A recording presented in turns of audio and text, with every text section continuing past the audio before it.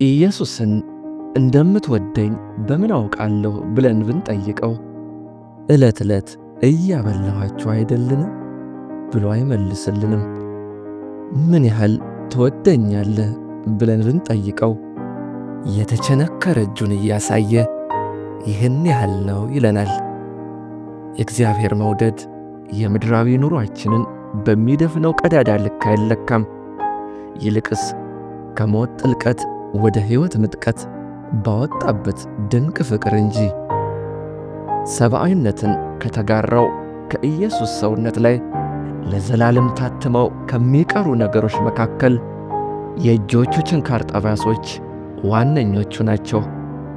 ከእግዚአብሔር ቁጣ የተነሣ ኃጢአት ለዘላለም ሲወገድ፣ ይህ ጠባሳ ግን ለዘላለም በእጁ ላይ ይኖራል። ጠባሳው ብዙ የሚናገረው ነገር አለው።